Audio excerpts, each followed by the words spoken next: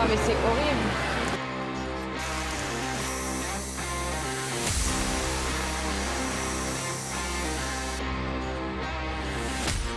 Elle est juste là, quoi.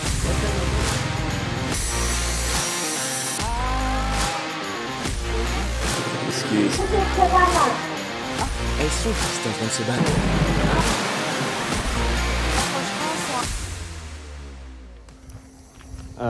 J'ai fait 3 jours d'avion, j'ai pris 4 avions différents, ensuite il a fallu prendre un vol interne, j'ai même été obligé de me faire vacciner, mais de toute urgence. T'imagines même pas, là j'ai de la fièvre à cause du vaccin, enfin, c'est un peu chaud. Ah mais on est là, on kiffe. Donc hier ce qu'on a fait, c'est qu'on est allé rencontrer les managers de la réserve, on a discuté avec eux, on a parlé de projet, et donc on leur a demandé, pour pouvoir à l'avenir revenir ici, parce que c'est ça le but, revenir ici pour faire un vrai documentaire, un vrai truc, ok ? Et ramener des bouquins que j'aurais écrits, etc., des photos à publier pour leur offrir, bref. Pour revenir ici, eh ben, il faudrait qu'on les accompagne sur le terrain, sur leur travail de tous les jours en fait, sur leur programme. Qu'est-ce qu'ils font, comment, pourquoi. Et c'est ça que je vais vous montrer dans la vidéo. Ce sera un peu à l'arrache. Je vais essayer de faire du mieux que je peux pour vous montrer des belles images toujours. Mais ce n'est pas le vrai documentaire, j'insiste là-dessus. Ce ne sera pas le vrai documentaire sur la réserve de Tankoko. Si vous n'avez pas vu l'épisode 1, je vous invite à aller le voir. Bien que vous puissiez regarder celui-ci tranquillement, le premier épisode replonge cependant dans le contexte et vous permet d'en savoir plus sur nos activités. Et donc je vais vous montrer comment on fait pour sauver des animaux. Voilà, à l'international, sincèrement, faut pas attendre du gouvernement, c'est les associations. Les associations, c'est elles qui changent vraiment la donne. Ah, du coup, moi, je suis parti avec l'association Univet Nature. Voilà. Et j'adore l'équipe. Là, ils m'entendent pas. Je leur ai pas dit, mais je les adore. Ils sont trop cool. Bon, je vous laisse, je vais commencer un petit peu le reportage embarqué. Allez, c'est parti.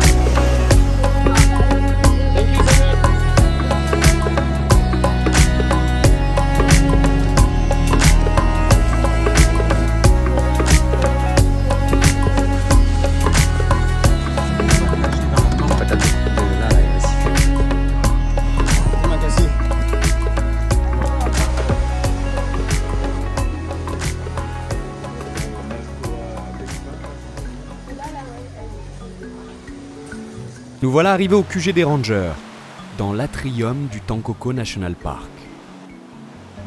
Accessible à pied, le chemin est néanmoins beaucoup plus court par bateau. Pour des naturalistes, il faut compter près de 2 heures pour y accéder à pied, mais seulement 20 minutes pour y accéder en bateau. Et la zone regorge d'espèces d'oiseaux.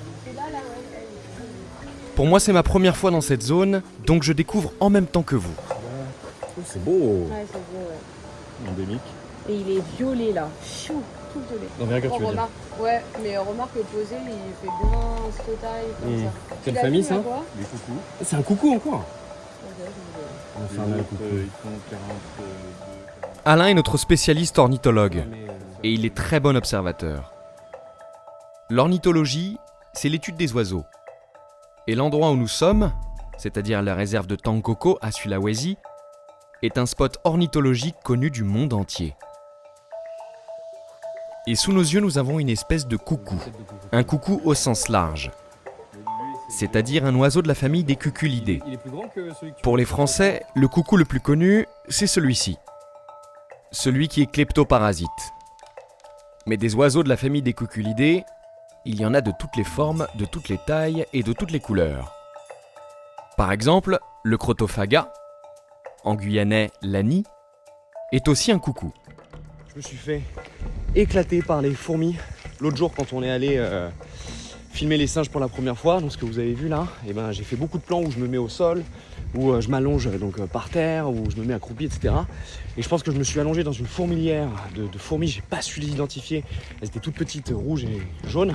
J'essaierai de vous en montrer une quelque part, mais qui m'ont piqué et qui m'ont fait, très honnêtement, je pense qu'il y a plus de 300 piqûres sur les jambes et ça me gratte, ça me démange, c'est horrible, ça fait très très mal. Et ça ne s'arrête pas, je dors très très mal à cause de ça. Parce que ça gratte toute la nuit et j'ai beau mettre des crèmes, de l'apaisil, tout ce que vous voulez, ça ne calme pas. Donc là j'ai mis une espèce de pommade grasse qui est plus un répulsif préventif plutôt qu'un apaisant. Si vous voyez l'état de mes jambes, vous auriez pitié de moi. Parce que même moi j'ai pitié de moi. Les maladies, les insectes et les parasites sont finalement les plus grosses difficultés liées à l'exploration. Les maladies tropicales véhiculées par les moustiques par exemple, comme la malaria, le paludisme, le chikungunya, ou encore des fièvres tropicales inexpliquées, représentent plusieurs centaines de millions de cas par an. Ces maladies incapacitantes sont pour moi le premier frein dans mes explorations. Bien plus que le climat ou la météo. Et il fait particulièrement chaud aujourd'hui. Particulièrement chaud. On a tous un peu mal à la tête. Aujourd'hui ça va pas être une journée facile. Mais bon, c'est ça les conditions de travail. C'est ça aussi le prix à payer pour pouvoir avancer droit et atteindre nos objectifs, faire ce qu'on aime et... Voilà. Au QG, on retrouve donc Samuel, mais aussi d'autres rangers et parmi eux Meldy, qu'on va suivre aujourd'hui avec attention et qui va nous expliquer les habitudes alimentaires des macaques nigras. Et c'est parti, nous revoilà sur la piste des singes. Le travail des rangers est essentiel à la survie des espèces au sein du parc. Car ce sont eux qui surveillent 24 heures sur 24 les populations animales. Meldy sait donc parfaitement repérer les traces laissées par les singes, mais aussi les lieux où il est plus probable de les croiser. Et on a de la chance, le macaque nigra est un singe qui ne vit pas dans la forêt dense. Il vit plutôt dans les forêts primaires, facilement reconnaissables. Une forêt primaire, ou forêt ancienne, se reconnaît surtout à la densité de végétation, la taille des arbres et son organisation dans l'espace. Dans les vieilles forêts, les plus grands arbres ont eu du temps pour pousser, bien plus haut que les autres espèces de plantes. Ils créent donc un couvert végétal massif dans la canopée, mais surtout empêchent la lumière de passer à travers le feuillage. Cette lumière qui permettrait à d'autres plantes, plus petites et plus vulnérables, de pouvoir elles aussi pousser. Ce sont donc les grands arbres qui ont le monopole de l'espace. Et comme ils sont très grands, inévitablement ils sont espacés les uns les autres. Ce qui laisse la vue dégagée sur l'horizon, mais aussi suffisamment d'espace pour pouvoir circuler librement. D'autant plus que le sol est couvert de feuilles et donc empêche la croissance d'autres essences de plantes. C'est l'endroit idéal pour observer le macaque nigra. Le seul problème, toujours, c'est le manque de luminosité. Dans la forêt, même en plein jour, il fait relativement sombre. Il fait très chaud, très humide, très lourd. C'est... Là, je pense qu'on est tous en train de lutter un petit peu. C'est un chemin qu'on fait déjà plusieurs fois, on sait qu'il...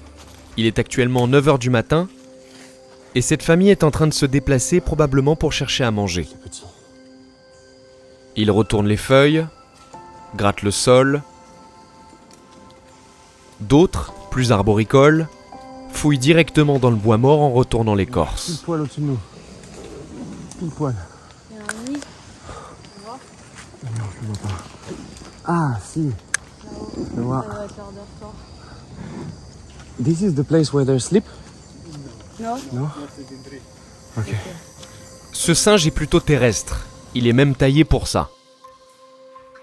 Cela dit, il grimpe volontiers dans les arbres. Et avec une agilité extrême.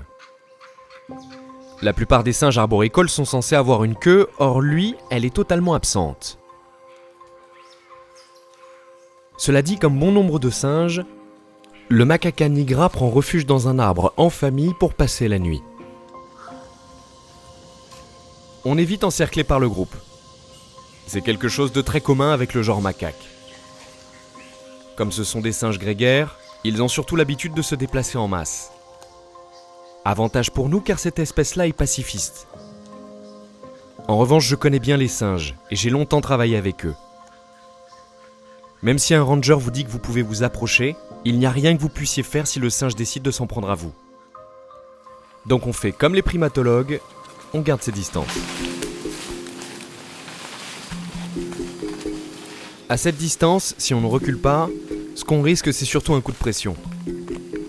Il ouvrirait la gueule, pousserait un cri et avancerait probablement son corps en avant. This is the alpha one. Je ne le quitte pas des yeux pour anticiper le moindre de ses mouvements.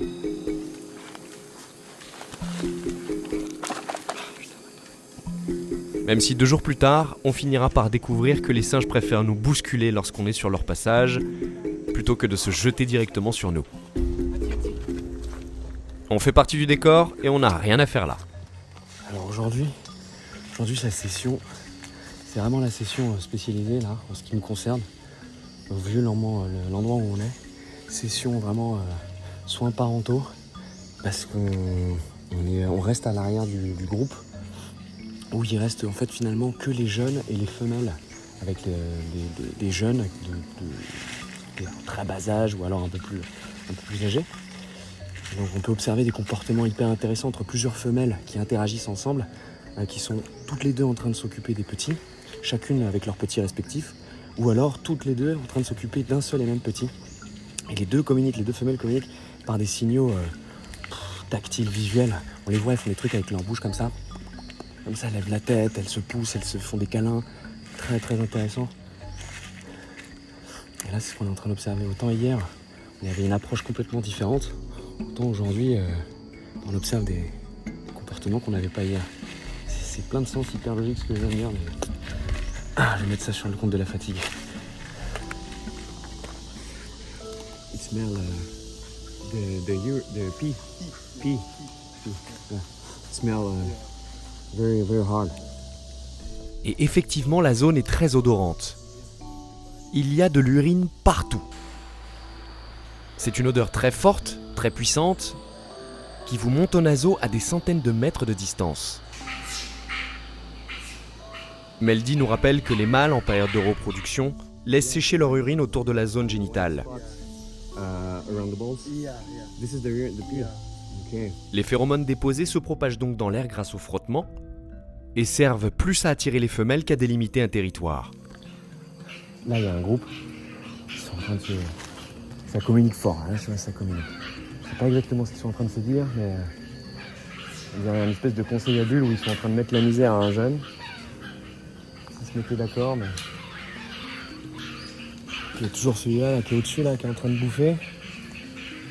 Voilà. Moi, j'essaye de rester parce que je veux attendre qu'il descende. C'est surtout ça qui m'intéresse. Le moment où il va descendre, j'aimerais être prêt quand ça va arriver. Et évidemment. Malgré leurs puissantes mâchoires, les macaques nigras sont surtout frugivores et consomment généralement de petits fruits, soit récoltés dans les arbres, soit tombés au sol.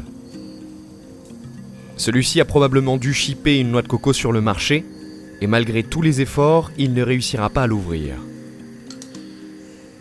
Leurs mandibules ne sont pas adaptées, et on ne les a pas encore observés utiliser des outils.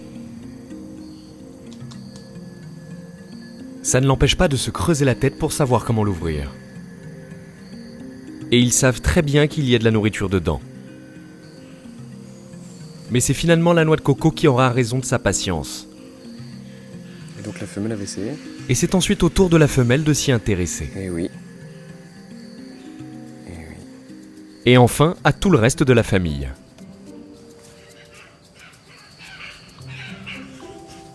Ils veulent lui piquer, hein.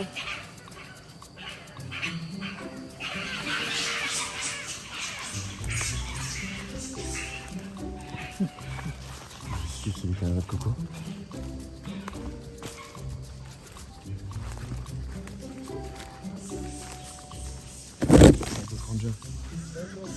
Ah, ok, voilà. Allez. Donc là, on a pris un peu de retard. Pardon. Sur le groupe.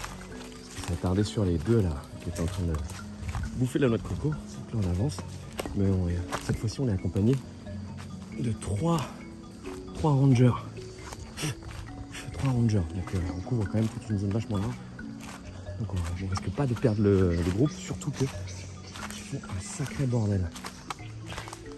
Et là ça descend. Donc on va essayer de faire attention. Et pendant notre traque, on remarque que sur le sol, beaucoup de fruits sont laissés. Certains même tombent des arbres. C'est la saison des petits avocats, des fruits délicieux, au goût semblable à de l'avocat, Oh my god, they're very high. dont les macacas nigras raffolent. They eat fruits? This is same like Non, ils les mangent en fait et après ils les lâchent. Same like you know avocado. Avocado? Yeah, same like avocado. C'est un aguacatillo. Le Quetzal, il m'ouvre ça. Là. I already tried before. Yeah. I will farm garden. C'est de l'aguacatillo. And we just eat inside. Je connais bien ce fruit, c'est un aguacatillo. Vous pouvez les manger. I will try. Et on mange quoi du coup dedans? Tout ça. Ah ça. Same like avocado. Ah c'est de l'avocat. Yeah. Ça y est, Non, on c'est l'a- trop bon. on l'a récupéré. Elle était bien. partie un peu. Elle s'était éloignée de nous, mais on vient de la récupérer. Je goûterais bien moi aussi. Ouais, goûte.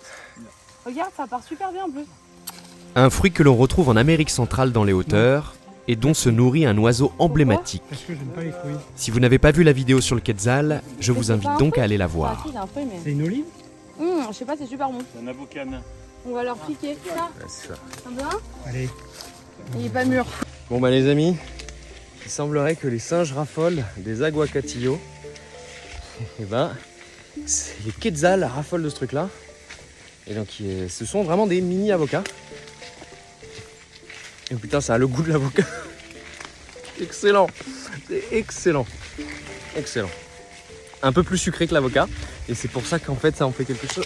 Aïe, ça en fait quelque chose de goûtu.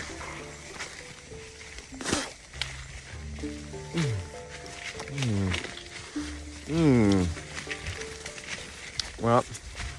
Macaca nigra. Ils mangent de l'aguacatillo. D'autres choses aussi, hein, évidemment, ils sont. Ils mangent d'autres trucs. Mais... Vraiment marrant. On va quand même essayer de se bouger parce que on avance pas vite, mine de rien. Et on est à au moins 50 mètres des derniers membres du groupe. Un groupe qui fait à peu près 80 individus. Ce qui est balèze. Et 80 singes, ça laisse des traces. Vous voyez les ambiances, hein. C'est quand même assez... Là on commence à rentrer dans une forêt pseudo-primaire. C'est-à-dire qu'il y a... Le sol est dégagé, tu vois, il y a de la terre. Après il y a pas mal de passages, ça pue l'urine. Donc ça va être un endroit qui est vachement emprunté, regarde, tu vois. Ici, là, tout autour de moi, il y a très peu de feuilles mortes.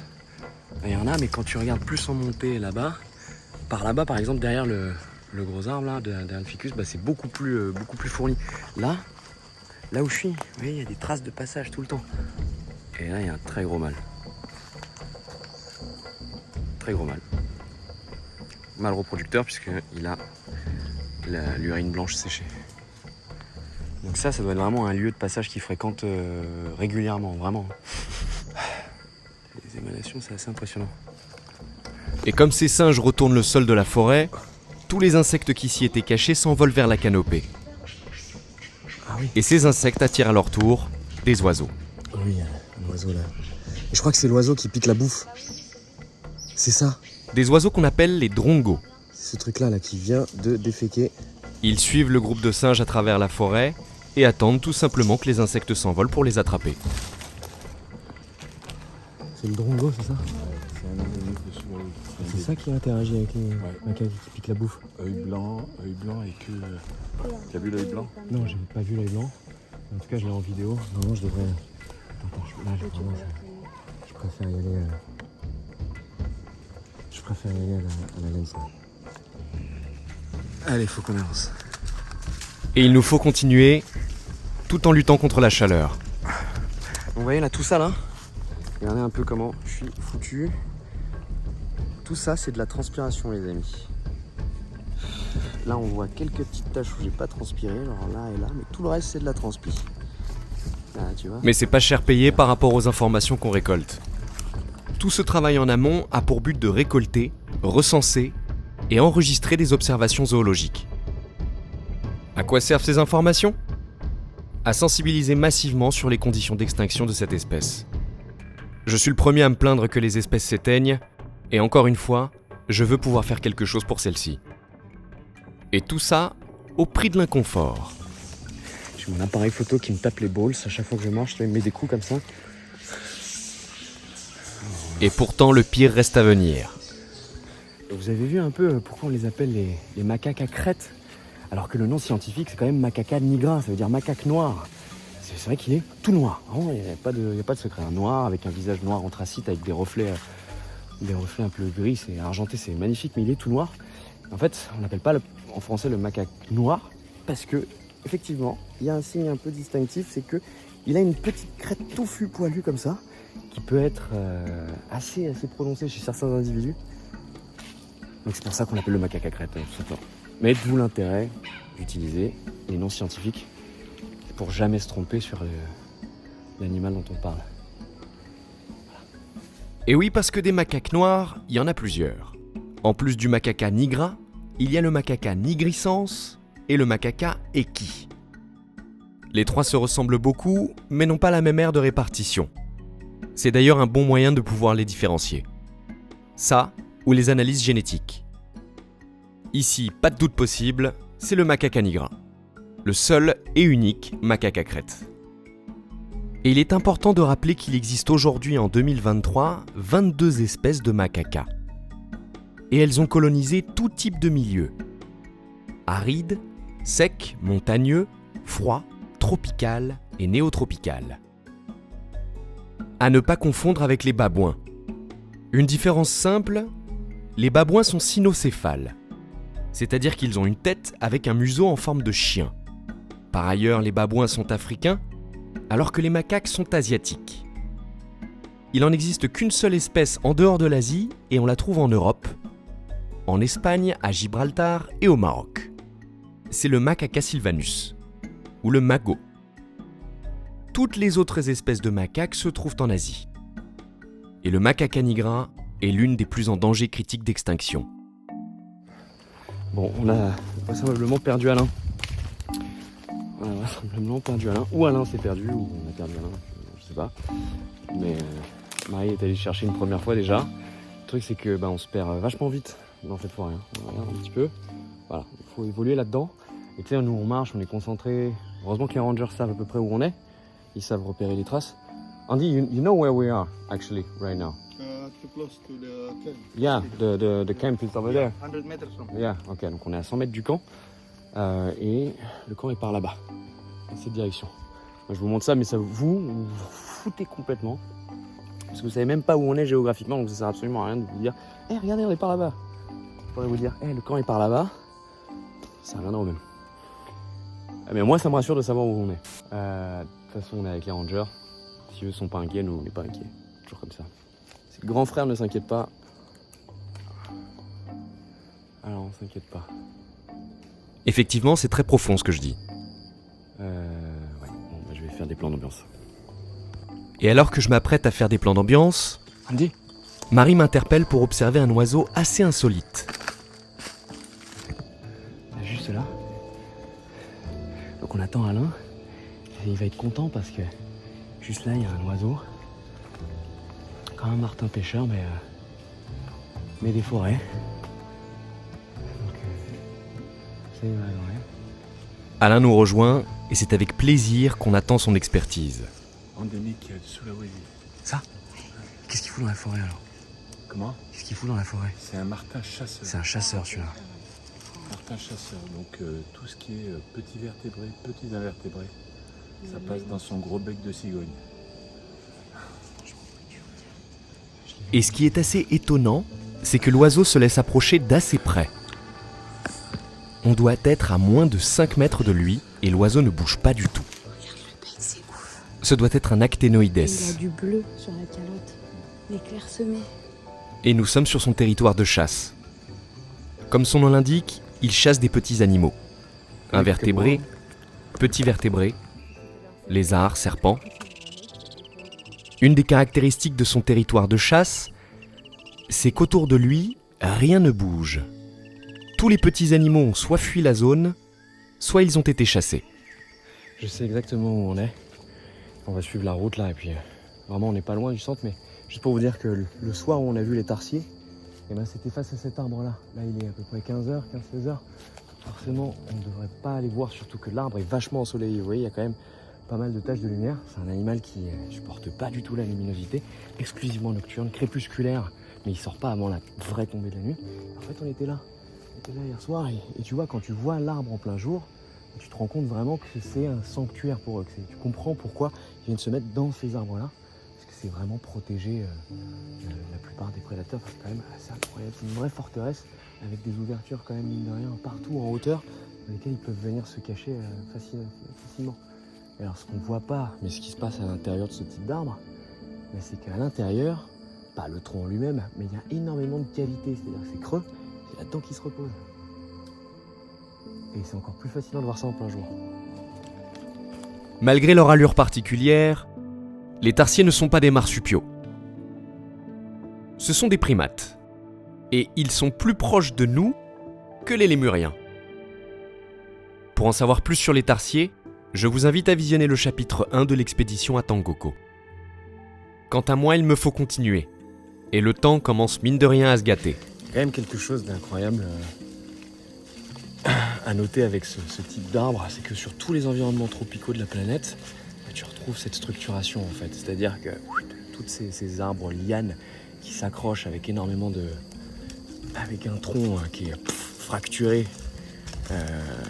hyper sinueux et qui s'accroche comme des figuiers, tu vois. Ça peut être le figuier étrangleur, d'autres genres de ficus, mais tu retrouves ça sur toutes les zones tropicales de la planète. Avec des contreforts, donc les racines qui s'expansent sur les côtés et qui parfois même fusionnent entre elles. Ce serait fou de filmer ça sur genre 30 ans dans l'arbre. It happens. Et mes explications prennent fin pour un spectacle inattendu. Là-haut, perché à plus de 30 mètres dans les arbres, un animal que je n'avais jamais vu. Un animal complètement hors du commun, qui ressemble à tout, ou alors à rien. Alors le couscous c'est un mammifère. Alors moi je connaissais pas du tout. C'est Alain qui m'a expliqué ce que c'était. Ok, vraiment on le voit mieux d'ici. 3.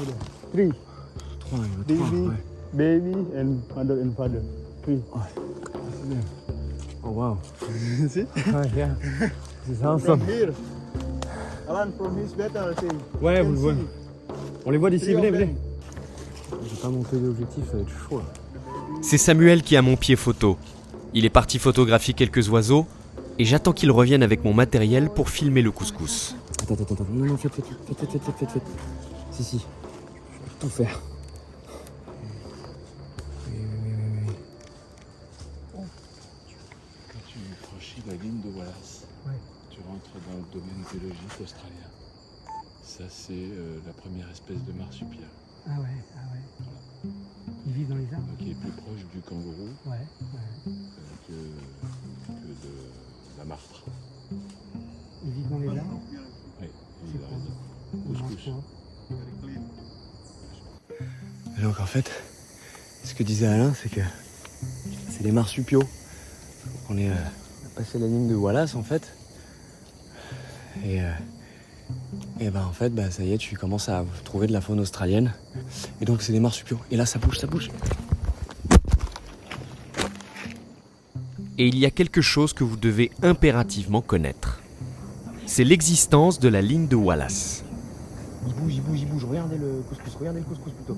L'endroit où nous sommes est pile poil en plein milieu sur la ligne de Wallace. Mais qu'est-ce que c'est et qui est-il ?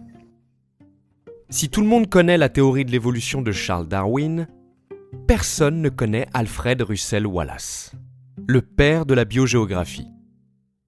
Et c'est pourtant lui qui a mis au point la théorie de l'évolution par la sélection naturelle, qui a incité Charles Darwin à publier la sienne plus tôt que prévu.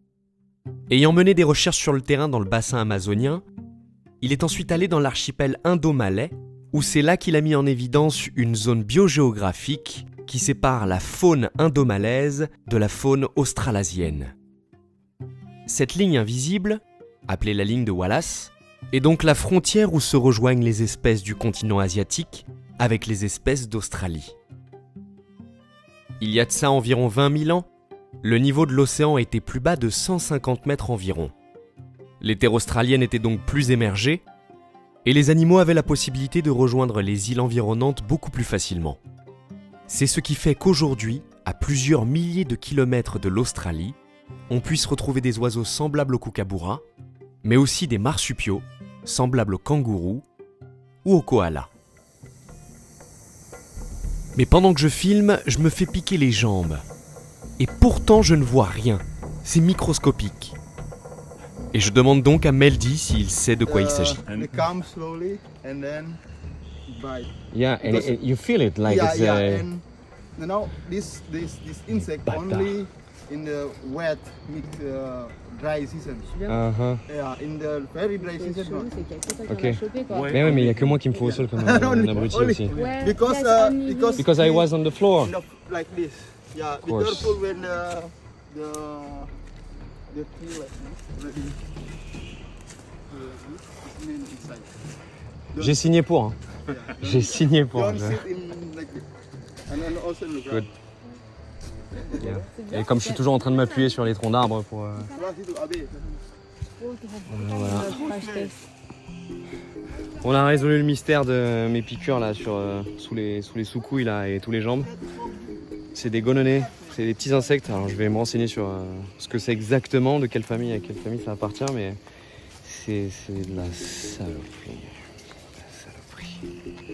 La saloperie comme de. How do you write gonone? G-O-N-O-N-E. O-I. G-O-N-O-N-I. Gonone. This local name. Yeah, really easy. Je vais me renseigner, renseigne-toi sur ton ennemi, toujours. Connais ton ennemi. Connais ton ennemi selon Sun Tzu. Je leur déclare la guerre. Et en fait, je les chope parce que moi je me fous au sol et je prends toujours appui sur les arbres comme ça. Et donc ils me montent dessus. Et ça reste dans la peau ces trucs-là. Bon, ça s'en va dès que tu rinces, mais il avait l'air de dire que voilà, t'en as que pendant la saison humide. Et enfin dès que c'est humide, dès que c'est super sec, t'en as pas. Donc ah mais ça casse les. Mais j'oublie les gononets un instant et continue de filmer les couscous. Les couscous sont donc des marsupiaux de la famille des phalangés. Les vrais phalangés. Il ne s'agit pas ici du phalanger volant, mais bien de la famille des phalangéridés, avec le genre phalanger, le genre Spilocuscus et le genre Ailurops. Et ici, c'est un Ailurops. Et c'est l'Ailurops ursinus, endémique de Sulawesi. C'est un mammifère marsupial à la frontière entre le kangourou et le koala. Mais qu'est-ce qu'un mammifère marsupial ? Sachant que justement, on en trouve en Océanie jusqu'à la ligne de Wallace et sur les continents américains. Eh bien, ce sont des mammifères qui possèdent un marsupium. Le marsupium est une poche, chez les femelles, dans laquelle se développe la larve marsupiale. On ne peut pas à proprement parler de fœtus, car le petit n'est plus en gestation ni en incubation. Il termine donc sa croissance dans la poche de la mère. Et on précise mammifère marsupial, puisqu'il existe des arthropodes marsupiaux, comme par exemple les cloportes. On finit donc par abandonner les couscous pour rentrer au QG. Mais le ciel se gâte. Sous les tropiques, même s'il fait beau, le ciel peut vite tourner au cauchemar. Et on peut passer d'un brillant soleil à une pluie torrentielle en seulement quelques secondes. Avec la pluie en environnement tropical, il y a deux problèmes. Le premier, c'est de protéger le matériel. Je transporte beaucoup de matériel photo et vidéo, j'ai pas envie qu'il s'abîme. Par chance, mon sac est suffisamment imperméable. Le deuxième problème, quand il fait pas froid, c'est pour faire sécher vos vêtements. Si vous ne trouvez pas d'abri, collez-vous contre le tronc d'un arbre et priez pour que vous n'attrapiez pas de gounonnée. Je suis avec mon pote là, on s'est caché. Coucou, on s'est caché contre l'arbre. Voilà, on va là, ça protège. Là, je protège le sac surtout en fait. Mais la pluie ne passe pas et on décide tous de reprendre la route vers le QG des rangers. Et pour le coup, chacun sa technique. Si moi j'assume d'être trempé, Samuel, lui, utilise l'effet placebo. Ouais. Moi j'ai l'impression quand même que son abri, c'est psychologique. Hein. Je sais pas que ça serve à grand chose. Le QG n'est pas très loin. À peine quelques centaines de mètres. Mais 100 mètres avec ce débit d'eau, c'est long. On pourrait courir, mais on est déjà complètement trempé. On va cependant rejoindre un abri plus tôt que le QG. Et visiblement, nous ne serons pas les seuls.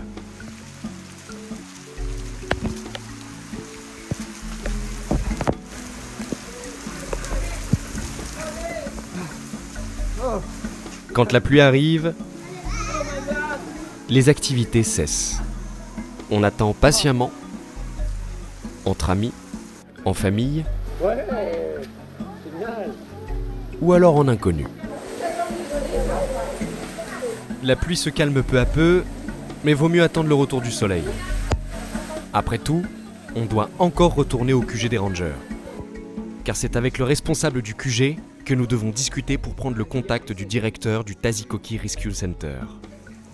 Il nous reste beaucoup à apprendre sur les Magaka Nigra, et malheureusement, pas que des bonnes nouvelles. Et donc là, le programme c'est de retourner là-bas, mais je pense que je vais courir parce que j'ai mon sac. Il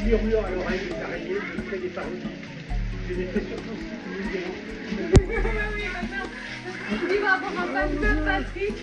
Oh mon dieu, oh mon dieu. Okay, let's go. Okay, I think I'm gonna run for the bike, okay, and I'm gonna join the house.